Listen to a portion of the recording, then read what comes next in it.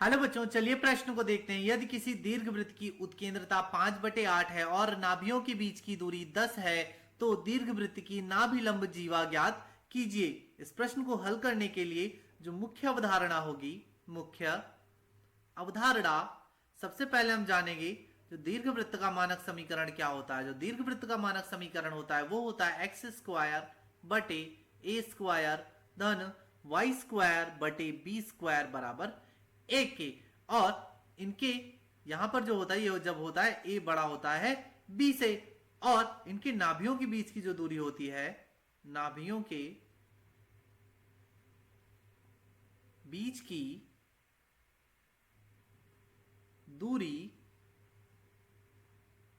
ये बराबर होता है 2a ई के। और ई यहां जहां पर क्या होती है, उत्केंद्रता होती है। और जो उत्केंद्रता का सूत्र होता है, उत्केंद्रता ये बराबर होता है बी स्क्वायर बराबर ए स्क्वायर 1 माइनस ई स्क्वायर के। अब हम अपने प्रश्न पर आते हैं।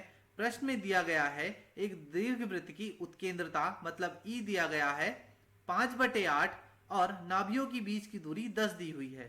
तो मान लेते हैं यहां से नाभियों के बीच की दूरी हम जानते हैं होता है 2ae और ये बराबर दिया गया है 10।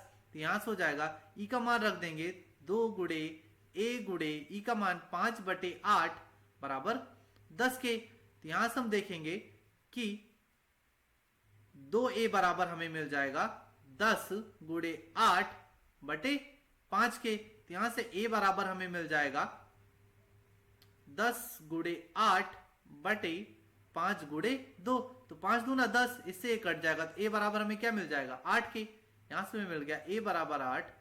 तो यहां से हमें मिल जाएगा a स्क्वायर बराबर 64 के। अब हम क्या ज्ञात कर लेते हैं, हम अब यहां से बी स्क्वायर का मान और ज्ञात कर लेंगे, क्योंकि जो नाभिलंब जीवा का मान होता है वो क्या होता है, वो होता है 2b स्क्वायर बटे ए के। तो अब बी स्क्वायर ज्ञात करने के लिए हम उत्केंद्रता का सूत्र लगाएंगे जो होता है बी स्क्वायर बराबर ए स्क्वायर 1 माइनस ई स्क्वायर के। बी स्क्वायर का मान हमें ज्ञात करना है, यहां से हो जाएगा बी स्क्वायर बराबर ए स्क्वायर का मान 64 और 1 माइनस ई स्क्वायर तो मतलब 5/8 का वर्ग। इसको आगे हल करेंगे तो यहां से हो जाएगा बी स्क्वायर बराबर 64 1 माइनस 5 का वर्ग 25/8 का वर्ग 64। इसको हल करेंगे तो यहां से हो जाएगा बी स्क्वायर बराबर 64 माइनस 25, लासा ले लेंगे, बाहर 64 रहेगा, अंदर हो जाएगा 64 माइनस 25 बटे में 64। इस 64 से 64 कट जाएगा तो बी स्क्वायर बराबर हमें मिल जाएगा 39 के। अब हमें ज्ञात करना है नाभिलंब जीवा की लंबाई। तो हमें पता है जो सूत्र होता है नाभिलंब जीवा की लंबाई ये बराबर होता है 2b स्क्वायर बटे ए के। तो यहां से हमें पता है 2 गुड़े बी स्क्वायर का मान हमें पता है 39 बटे ए का मान 8। तो इससे काट लेंगे 2 चौका 8, तो ये आ जाएगा 39/4 जो होगा नाभिलंब जीवा की लंबाई।